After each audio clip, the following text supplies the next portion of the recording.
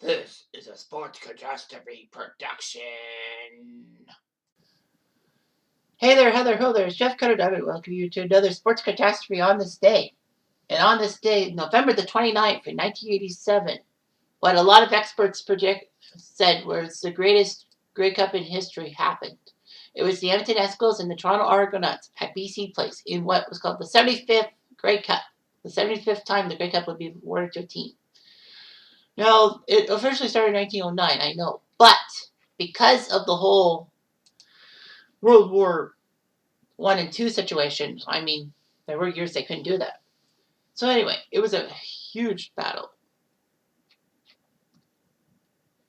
Edmonton and Toronto both had to actually qualify through the semifinals.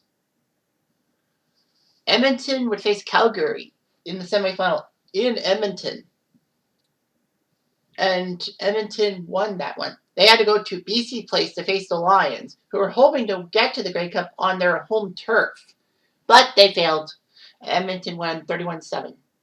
The Argonauts went into Exhibition Stadium to face the Hamilton Tiger Cats. Argos won, which meant they had to go face the defending Grey Cup champion Winnipeg Blue Bombers. Oh no, wait. Sorry, I'm screwed up.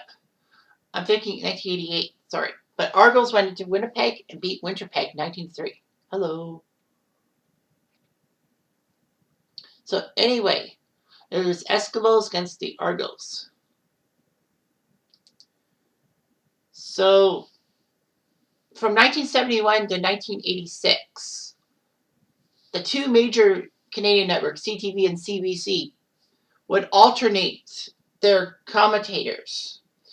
One would call one half, and then the other network would call the second half. But the games would still be on the channel at the same time. So that was kind of strange how the two major Canadian networks both had the same thing on at the same time. Usually that doesn't happen and all that.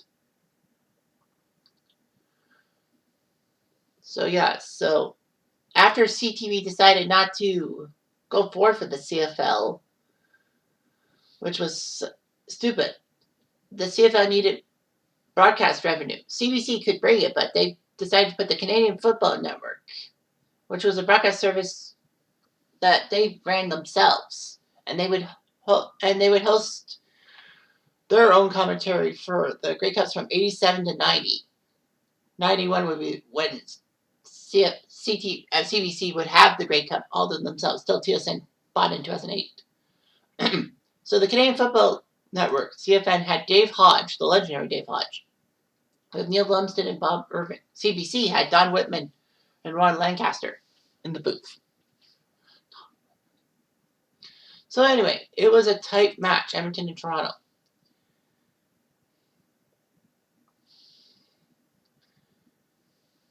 Edmonton went off to a fast start after a missed field goal from... Who was the Toronto field goal? From Lance Chomek. That's it.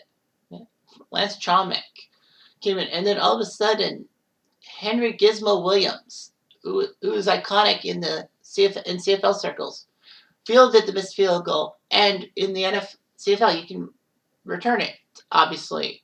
If it's in the end zone, you can return it out of the end zone, or else you risk giving up a single point. But anyway, he fielded and ran past defenders for 112 yards, which was a Grey Cup record.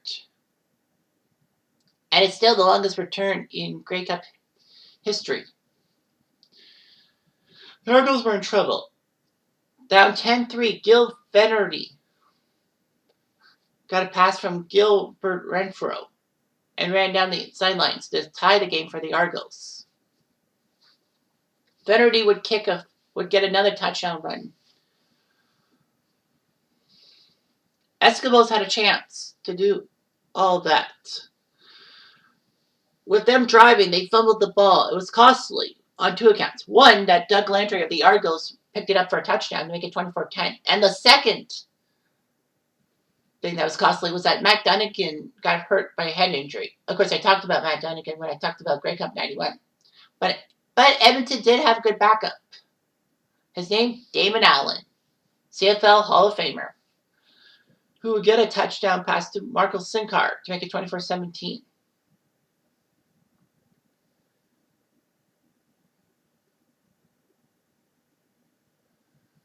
The score was 27-21 after 3 quarters. And then the fourth quarter, it went for a long thing. Edmonton got the lead off of a Damon Allen pass to Brian Kelly, the icon of Brian Kelly. Eskimos were up 28-27. Toronto kicked the field goal, but on a naked bootleg. Damon Allen, with 6.5 minutes left, got Edmonton the lead.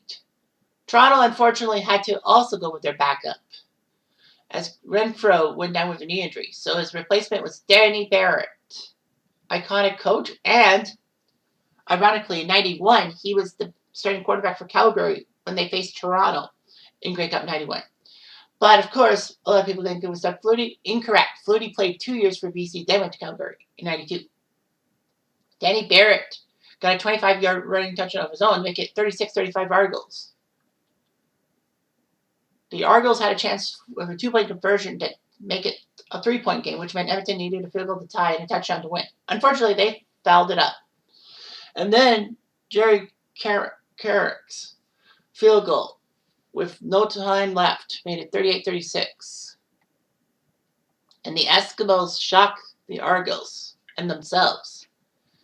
So the Eskimos won 38-36 in one of the best Grey Cups of all time.